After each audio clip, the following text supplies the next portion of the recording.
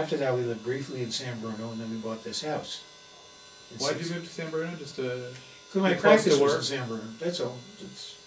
And how did you, now when you found this house, what did you, what made you choose this place versus... Mom liked it. She just thought it was a nice house. I said, okay. So it was really Mom and Grandma that picked the place out. Mm-hmm. I didn't tell you the end of the story, what happened with my auto accident. What happened? The Frenchman that picked me up was with his son, and he came and he told his wife about what had happened. And she got so jealous. She was like a little kind of crazy maybe. And she decided that she was there too. So they would come to visit me, and she would be talking about, well, when we picked you up.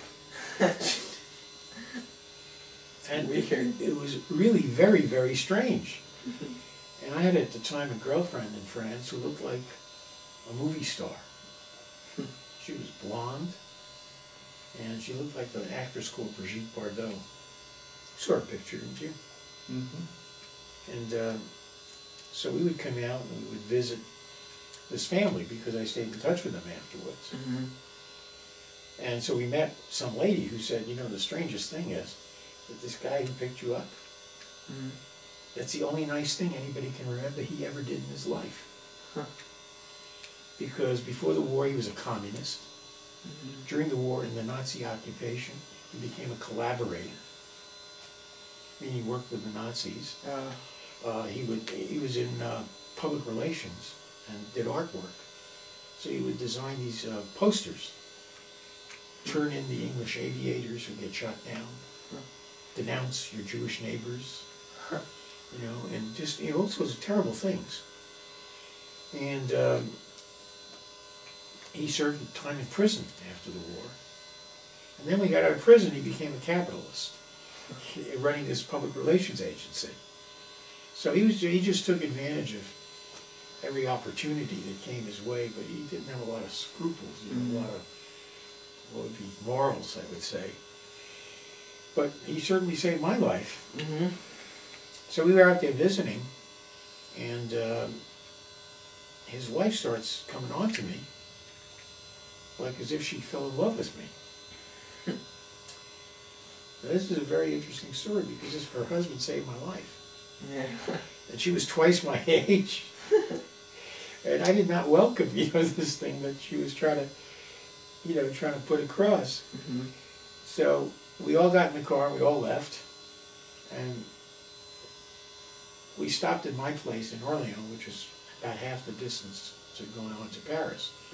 And her husband and son were going to go on to Paris, and I was getting off in Orléans. And got out of the car, and the phone rang. And it's the wife. And she said, I'm terribly sorry, but this is goodbye. And click. So we got terrified. We jumped back in the car. We found the house all locked. And we broke a window, got in. And she was there in the kitchen on the floor, you know, with the gas on. And she was committing suicide.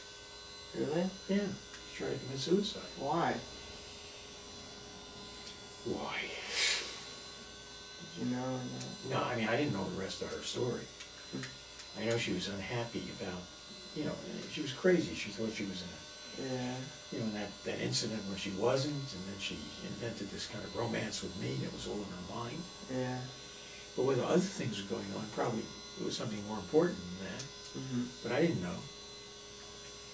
But I tell you, it became very hard to see them after that. You know, I was just happy we got her. We woke her up, walked her around, got fresh air into the room. And to this day, I don't know whether she waited to hear us pull up in the driveway and then turn on the gas or not. So I didn't know whether this was like a dramatic thing that she was pulling like an actress. You should tell the story about how you met Mom, right? Yeah, it's a good story. Right. You know how I met Grandpere? Wasn't that a club? Yeah. That was a club. Club we didn't want to be at, neither of us. Because our friends dragged us there, and we ended up at like 2 wallflowers.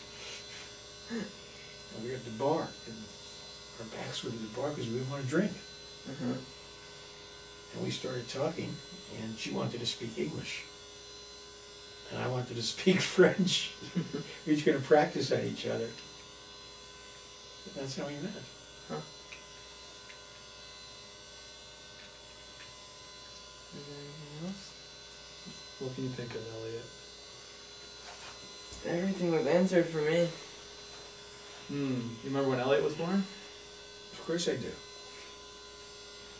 Yeah, you remember when you were born.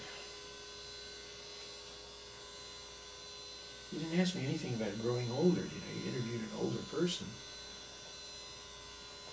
What was the... I don't know. What else happened? Am I missing? What's it like to grow older? Okay. Well, it's got good things and bad things. Mm-hmm. Well, it's kind of like the first time your son beats you in tennis. And you're very proud, and at the same time you're furious. So, as you grow older, there's certain things you can't do as well as you did before. Mm-hmm. But there are other things that, come, that your interests change a little bit. Mm-hmm. And you have the pleasure of seeing your children and your grandchildren grow up and all the things they do. Mm-hmm. And you share in their pleasures, which is kind of nice. Mm-hmm. I enjoyed that a lot. And you do what you can to be helpful. Mm-hmm.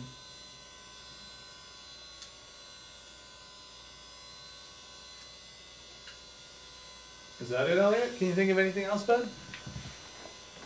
That's all I can think of. Alright, let me see if I can zoom in on you for a second. There he is. Let's see your face. Look at me. Come on, you're the interlocutor. Oh, there you go. Now look at Grandpere. It is January 30th, 2010. Elliot's working on his elder report for school. Good job, buddy.